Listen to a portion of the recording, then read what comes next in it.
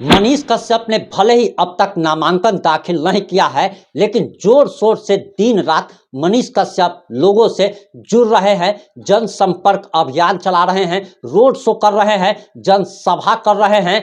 वहीं अब खबर ये भी आ रही है, मुकेश सहनी के बारे में खबर आ रही है। मुकेश सहनी ने महागठबंधन ज्वाइन कर लिया है और इसी के साथ तेजस्वी यादव ने महागठबंधन में आरजेडी को जो 26 सीटें मिली थी सीट शेयरिंग के बाद, उस 26 सीट में से अपनी 26 सीट में से 3 सीट मुकेश सहनी को देने का ऐलान कर दिया है। और मुकेश सहनी की चर्चा यहां पर इसीलिए करना जरूरी है क्योंकि बताया जा रहा कि मनीष कश्यप बेतिया के साथ साथ यानी कि पश्चिमी चंपारण के साथ साथ पूर्वी चंपारण यानी कि मोतिहारी से भी चुनाव की तैयारी कर रहे हैं और मोतिहारी सीट मुकेश सहनी के खाते में चली गई है, यानी कि मुकेश सहनी का उम्मीदवार मोतिहारी से चुनाव लड़ेगा। वहीं बेतिया की सीट कांग्रेस के खाते में चली गई है और कांग्रेस ने अब तक अपने उम्मीदवार के नाम का ऐलान नहीं किया है।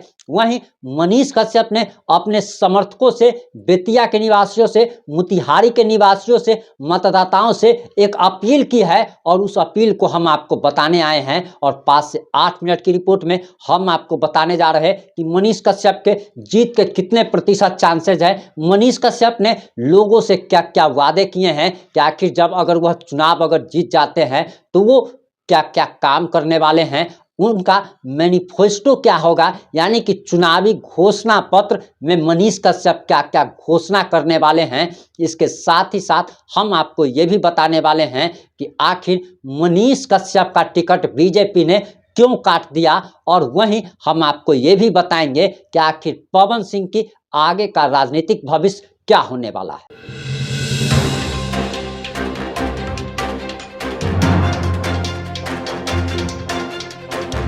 नमस्कार, मैं प्रिंस कुमार सिंह और आप देख रहे हैं पॉजिटिव इंडिया। अगर अभी तक आपने चैनल को सब्सक्राइब नहीं किया, हमारे फेसबुक पेज को फॉलो नहीं किया है तो अभी कर लीजिए और जो लोग ऑलरेडी कर चुके हैं उन तमाम लोग को सही हृदय धन्यवाद। और वापस आते हैं अपनी खबर पर और सबसे पहले हम आपको मुकेश सहनी के बारे में बताते हैं कि आखिर मुकेश सहनी के पतवार मिल ही गया, किनारा मिल ही गया और मुकेश सहनी को बीजेपी ने झटका दिया था, एनडीए ने झटका दिया था।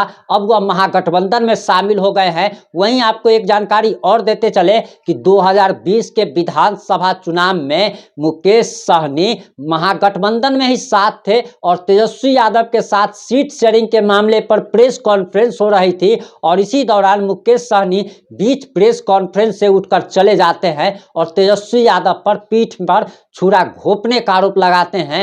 अब वही तेजस्वी यादव के साथ एक बार फिर से मुकेश सहनी आ चुके हैं और बिहार की 40 सीटों में से आरजेडी के खाते में 26 सीटें गई थी। अब उसमें से 3 सीटें मुकेश सहनी को दे दी गई है, गोपालगंज सीट दी गई है, झंझारपुर की सीट दी गई है और इसी के साथ मोतिहारी यानी गोपालगंज, झंझारपुर और मोतिहारी 3 सीटें मुकेश सहनी को दी गई है। और बताया जा रहा कि ऐसी सीटें मुकेश सहनी को दी गई है जो सीटें मुकेश सहनी निकाल ही नहीं पाएंगे। वहीं तेजस्वी यादव ने यह भी कहा कि उनका और मुकेश सहनी का गठबंधन ये बिहार विधानसभा चुनाव 2025 में भी ऐसे ही बरकरार रहेगा। वहीं अब बात अगर पवन सिंह की करें तो आपको बताते चले कि पवन सिंह ने खुद यह टिकट वापस नहीं किया था, बल्कि बीजेपी ने उनसे टिकट वापस ले लिया था और इसका कारण अब जाकर के सामने आ गया है। जिस प्रकार से आसनसोल से पवन सिंह को बीजेपी ने अपना उम्मीदवार बनाया था और पवन सिंह ने खुलकर बीजेपी आलाकमान का शुक्रिया अदा किया था, धन्यवाद अदा किया था। लेकिन इसके कुछ देर के बाद ही पवन सिंह के खिलाफ जिस प्रकार से बंगाली अस्मिता का मुद्दा उठाया गया और पवन सिंह का विरोध किया जाने लगा, इसके बाद बीजेपी को समझ में आ गया कि ये एक छोटा सा चीज बड़ा मुद्दा बन सकता है और बंगाल की कई सीटों पर इसका खामियाजा बीजेपी को भुगतना पड़ सकता है। इसके लिए ही बीजेपी के प्रेशर पर पवन सिंह ने चुनाव आसनसोल से नहीं लड़ने का ऐलान कर दिया और टिकट वापस करने की घोषणा कर दी। लेकिन आपको बताते चले कि बिहार की 40 सीटों पर उम्मीदवार एनडीए का डिक्लेयर हो गया, लेकिन पवन सिंह को जो आरा सीट से लड़ना चाहते थे वो आरा सीट आरके सिंह को दे दी गई और पवन सिंह को कहीं से भी उम्मीदवार नहीं बनाया गया। आखिर क्या पवन सिंह का राजनीतिक भविष्य चौपट हो गया है? क्या पवन सिंह अब खत्म हो चले हैं, क्योंकि स्टार प्रचारकों की लिस्ट में भी उनका नाम नहीं दिया गया। लेकिन अब यह चर्चा चल पड़ी है कि पवन सिंह को राज्यसभा में बीजेपी भेज सकती है, और इसकी चर्चा चल पड़ी है कि पवन सिंह अब राज्यसभा जा सकते हैं। वहीं अगर मनीष कश्यप की जाए तो मनीष कश्यप ने बेतिया की जनता से, मोतिहारी की जनता से एक अपील की है, और वे कहते हैं कि दरअसल वे एक गरीब परिवार से आते हैं, और गरीब परिवार से आने के कारण वह इन बड़े बड़े नेताओं का कैसे मुकाबला कर सकते हैं। हालांकि मनीष कश्यप से ये सवाल भी पूछा जा रहा है कि अगर आप गरीब व्यक्ति हैं तो 60 लाख के फॉर्च्यूनर पर आप कैसे चल रहे हैं, और आपके काफिले में 3-4 फॉर्च्यूनर और 2-3 थार जो चलती है, यानी कि 3 से 4 करोड़ की, तो आप सिर्फ गाड़ी का काफिला लेकर के चल रहे हैं, तो आप अपने आप को गरीब कैसे कहते हैं। इस पर मनीष कश्यप कहते हैं कि दरअसल ये सारी गाड़ियां जो है लोगों ने उन्हें दी है, भगवान ऐसा दोस्त सबको दे जो 3-4 करोड़ की गाड़ियां उसको गिफ्ट कर दे। वहीं आपको बताते चले कि मनीष कश्यप ने जनता से आह्वान किया है कि 11 रुपया उन्हें चंदा दीजिए, यानी कि मनीष कश्यप 11 रुपया अपने समर्थकों से लोकसभा चुनाव लड़ने के लिए चंदा मांग रहे हैं। वहीं 11 वोट का भी जुगाड़ करने के लिए कह रहे हैं। उनका कहना है कि उनका ना तो कोई प्रदेश अध्यक्ष है, ना तो जिला अध्यक्ष है, ना तो बूथ अध्यक्ष है, और वह निर्दलीय प्रत्याशी के तौर पर चुनाव लड़ रहे हैं। वह लोगों से कह रहे हैं कि आप तो वोट दीजिए ही, इसके साथ ही साथ एक व्यक्ति 11 वोट की व्यवस्था करे। यानी 11 वोट की व्यवस्था करने का मतलब ये थोड़े ही है कि एक व्यक्ति 11 बार जाकर के वोट कर देगा, यानी कि एक व्यक्ति को 11 लोगों को कन्विंस करना है कि वह मनीष कश्यप को वोट करे,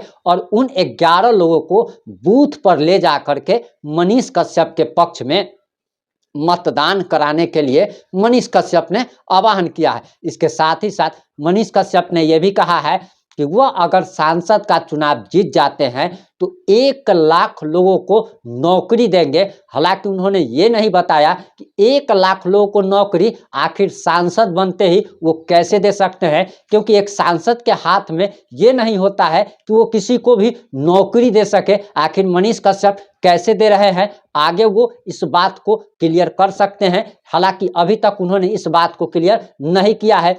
वहीं उन्होंने ये भी कहा है कि वो 25,000, यानी कि अपने लोकसभा चुनाव क्षेत्र के 25,000 बच्चियों के हायर एजुकेशन के लिए, यानी कि उच्च शिक्षा के लिए पैसे की व्यवस्था करेंगे, उनकी पढ़ाई की व्यवस्था करेंगे।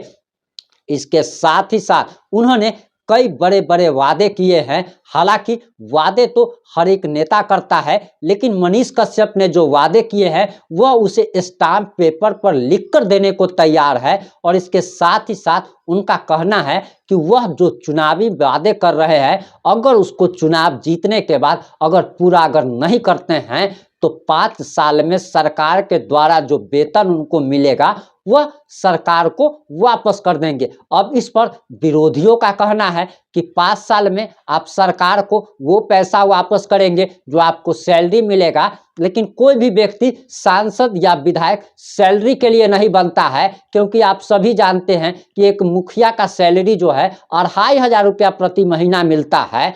तो क्या एक मुखिया का चुनाव व्यक्ति 2,500 रुपये सैलरी के लिए लड़ता है? जी नहीं, वो तो करोड़ों रुपया कमाने के लिए लड़ता है। तभी तो एक मुखिया 5 साल में फॉर्च्यूनर पर सवार हो जाता है, 5 करोड़ की कोठी बना लेता है। ये विरोधियों का कहना है। इस सारे मुद्दों पर आपकी क्या प्रतिक्रिया है? अपनी प्रतिक्रिया देना मत भूलिएगा। जुड़े रहे हमारे साथ। जय हिंद, जय भारत।